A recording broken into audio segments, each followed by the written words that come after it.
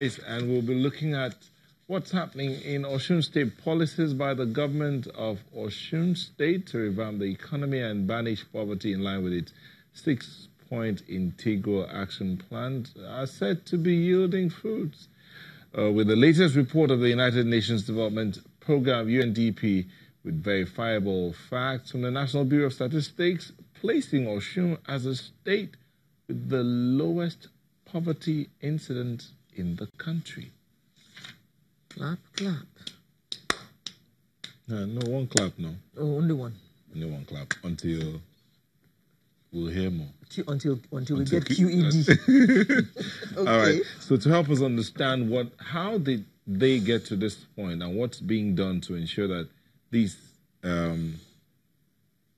wealth creation strategy is getting down to the average person, to the grassroots. To help us understand, we have Tunde Olatunji, who is a legislator representing Ife North in Osun State. Thank you. He's also the chairman of the House Committee on Industry, Commerce, Cooperatives and Empowerment. Thank you for joining us. Good morning. Good to be here. Thank you. Mr. Olatunji, let's start out with that report. When that report came out, the UNDP report with the NBS, about Osun State having the lowest poverty indices. How was that achieved? Well, thank you. That report from UNDP and NBS is actually one of the global way of assessing the poverty level in any society. And so basically there are three indicators when that is going to be measured. Number one is the health and the healthy living of the people in terms of survival. So, and what have we done in Osun to score a good mark, when it comes to survival? Number one is the health, arrangements that we have in place, the health policies. Number two is security. In terms of health, for instance, just to mention one, Osun has what I can say, arguably the best ambulance service that is free for the people. We have 50 and we have about 400 paramedics that takes care of that. And in the last 5-6 years, about 15,000 lives have been saved. And then you look at security. We look at our investment into security architecture, the armor personnel carriers and the patrol vehicles. I'm sure we have the largest number of APC at the subnational level until maybe very recently what Lagos State has been able to do. So that has made it possible for the survival of our people, which is one of the major indicators. Number two is also knowledge, access and denial of knowledge.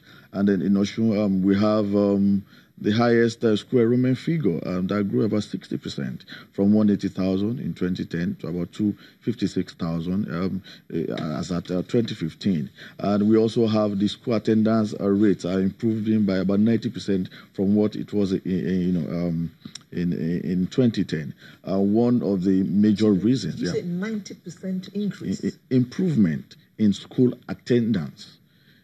Well, if you look at what we were doing in 2010 and what we have today, and when we talk about the enrollment, it actually improved by 60% from 180,000 to 256, and that is why we have been celebrated in terms of our scientific homegrown school feeding program, which has now become a national program and policy. That is actually when free food, children will come. Well, of course, it helps them to even learn better. They are better nourished. And then the last indicator when we want to measure poverty level is also how wealth is being redistributed. We must know that there's a difference between creating wealth and getting it redistributed. So, our own focus as a state, as a subnational government, is not just to create wealth. It's not just to grow our GDP, which I must say also grew from 191.1 billion in 2010 to 398 billion today, and that's more than double.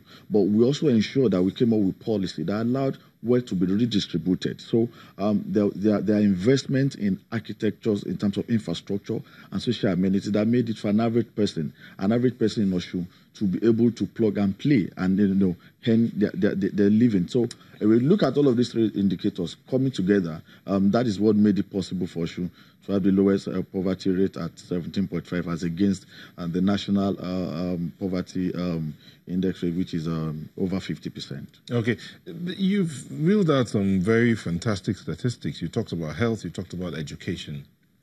Enrollment increased 60%, you said. Attendance increased 90%. Yeah. Okay.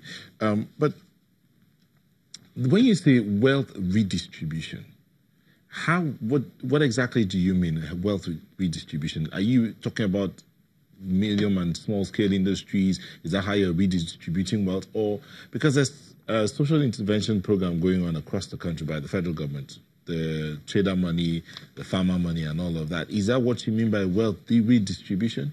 Well, that's part of it. What exactly do I mean? We're very mindful of the kind of environment that we operate from, and we know what our situation was. Prior to 2010, we have a state that was, managing to survive but not living. And so what did we need to do? What we have done is to ensure that the narrative of saying Osun is a civil service state, Osun is just an agrarian state, we decided to come up with policy that made it possible for us to open up our economy, and we diversified. And so there were new and emerging businesses came up, emerging opportunities, new opportunities that made it possible for people to be able to thrive much more better. And so what we have witnessed is that in terms of MSME, SMEDAN and the Bureau of Statistics, they did an enumeration to look at what has actually happened in 2010 and 2017. And Osun was able to grow its micro, small, medium enterprise from about 431,000 in 2010 to about 1.3 million as we speak. And so what that simply means is that it is now possible for people to engage in one or two other little businesses, small, medium, and they are able to thrive. And government has also now come up with incentives that made it possible for some of these businesses, including free loans for artisans. If we go by all these achievements, how is it then that the perception out here is that Osun is still one of the poorest states in the country? Well, like we say, comments and opinions are free, but facts are sacred and figures don't lie. And that's why some of the statistics that we're talking about are even not from, our own agencies. I mean, you talk about respected agencies, which are the same agencies that will equally rate the national government. And what we're actually trying to do is to do a comparison. The same agency that ranked Osun 17.5 in terms of poverty level also gave us 37.5 in the past. But this is just to show that the attraction. This is also that there are improvements, and we need to get some things right, as a people and as a nation. And that's why I appreciate platforms like this. You're into investigative journalism. You can actually verify some of these claims. You take education, for instance, which is the number 2 indicator when you are going to actually measure the level of poverty of a group of people. And that's why you look at that indices. The Northwest did so badly because education had been affected. Osun has redefined education. We have raised the bar. We invested massively. I can confidently say we have the best set of what we call, modern schools, public modern schools, which to me have even, I'd have to cost to tell people I don't describe them as mere schools anymore. They are human capital development factories in terms of what the output would be. So when kids go to such school and they are processed, they come out better, not just in terms but of who's the processing them? Are the teachers also, the schools are built up, they're repainted, school uniforms were changed. At the time we saw the governor in school uniforms talking about we heard about the Okpoimo. But then, are the teachers also a part of this rebranding? How much of that is being done? Absolutely. The focus was both on the hardware and the software of the education. And I can say confidently, not less than 12,000 teachers have been trained in the last 7 years. And this is actually to make them better, to get them incentivized. And we have realized that when we look at school architectures, these have two purposes. They're not just